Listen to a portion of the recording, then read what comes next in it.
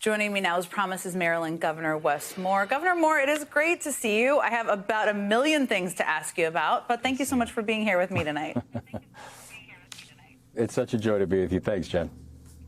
Well, let me just start. I mean, today I tried to give an overview of what we're looking at in the nation's capital, how it could impact other cities. Today, the Washington Post reported that the Trump administration is considering creating what they are calling a reaction force, it's quite a name, of hundreds of National Guard troops that they could deploy into any American city within hours. I think people are familiar with your bio, but just to remind people, you're a veteran of the Army and the Army Reserve. You're also Commander-in-Chief of the state's National Guard, of course, as governor.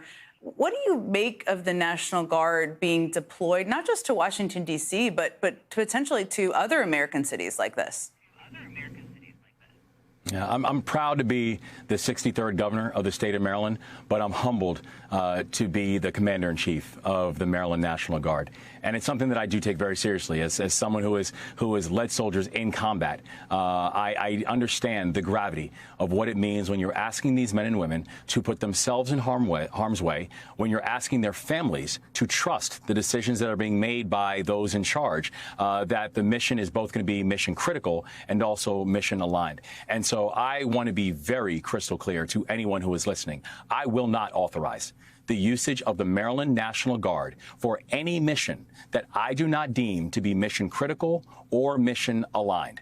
If there wants to be a real conversation about how to have public safety inside of our cities, take a look at what we've been doing here in the state of Maryland over the past 2.5 years. Because the year before I became the governor, that Baltimore City averaged almost a homicide a day.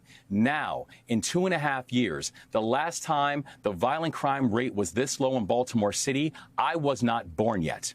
So if there wants to be a serious conversation about the work that we did collectively together with the mayor, with our county executives, with local law enforcement, with the U.S. attorney and the state's attorney, to be able to, with our community groups, to be able to drive down violent crime, then we should have that conversation. But let me not bury the lead. We were able to do that without having to deploy the National Guard in order to make that happen.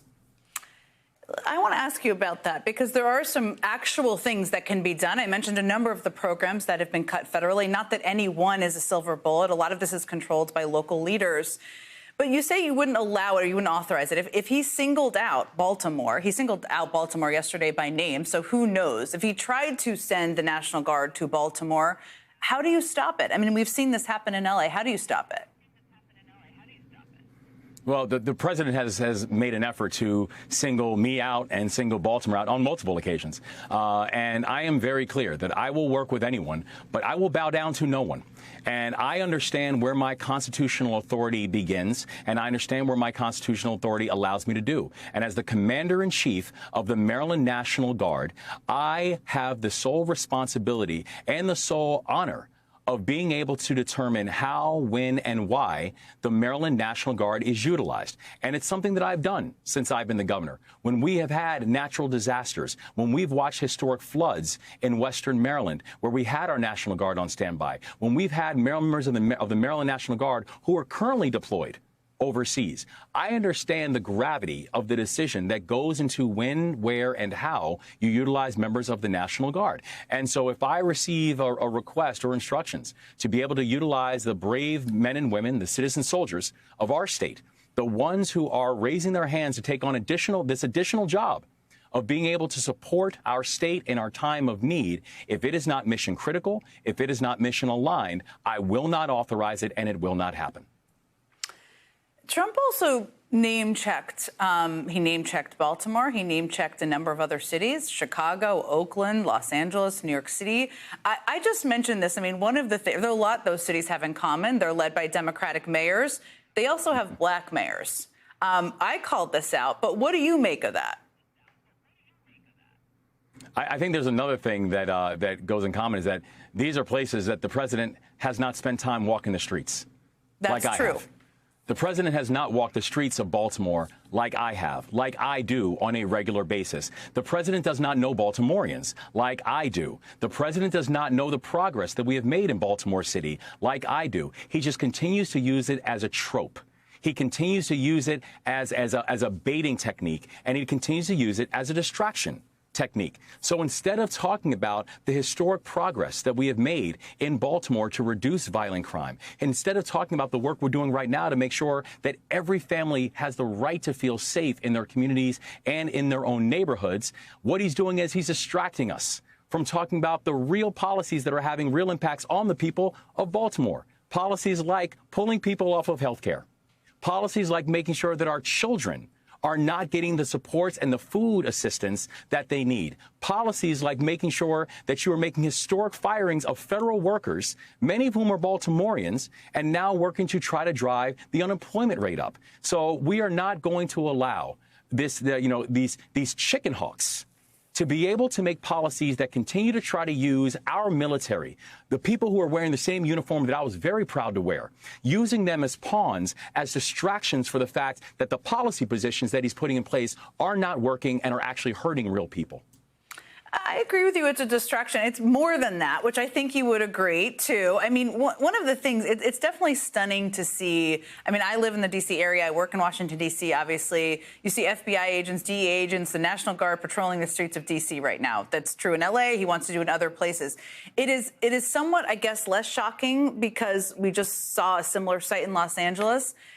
You are someone, as I mentioned, you are a veteran yourself. You know what it is like to wear a military uniform. I mean, do you have any concern, or how concerned are you that Trump is trying to normalize the presence of the military on American streets, make it seem like a normal thing to people living in our cities? It's deeply disturbing and it's deeply troubling. And also, it means that there is not an understanding of the way constitutional policing works. You know, the way policing actually works is making sure that you can have a police force that moves with appropriate intensity and absolute integrity and full accountability and works in partnership with the people, with the communities, that they are building relationships with people in communities. Frankly, that's not what military personnel are trained for. That is not the training that we receive when we go through our basic training and when we go through our individual technique trainings, that you're now conflating something that frankly does not need to be, and it's actually deeply dangerous to try to conflate those two things. And there are two really important things for people to remember about every time you mobilize the National Guard. One, it's expensive. And this is a deeply expensive game that the president is using, where he's using taxpayer dollars, millions of them, to try to put on this demonstration of force that frankly just makes him look weak. And the second thing is, these are men and women who are citizen soldiers. These are people who have other jobs. These are people who are helping to support their families.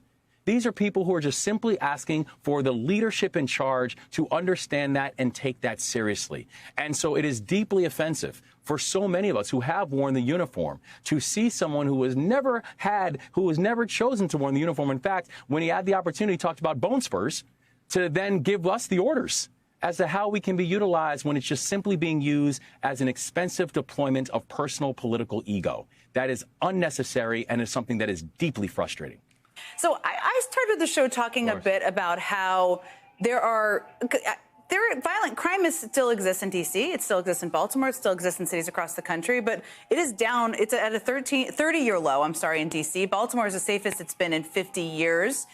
If Trump wanted to actually make cities safer, if he was funding programs that would actually help support cities, instead of just doing this performative National Guard, $123 million funding that he did in L.A., what would he do? What should he do? He should do what we've been doing here in the state of Maryland for the past 2.5 years. When we first came on board, I said I refuse to be a governor that just gives eulogies and offers thoughts and prayers.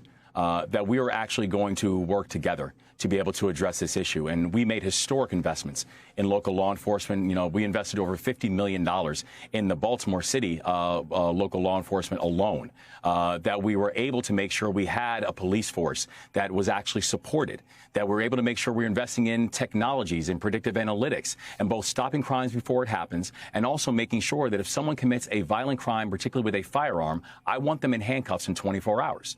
And we're able to work with our local jurisdictions, working with Mayor Scott, working with our county executives, working with our community groups and our violence intervention and violence interruption groups, because so much of the violence that we were seeing was retaliatory by nature. So you could actually stop that before the violence continued to escalate. That Maryland became one of the only states that actually helps to fund the U.S. attorney out of balance sheet.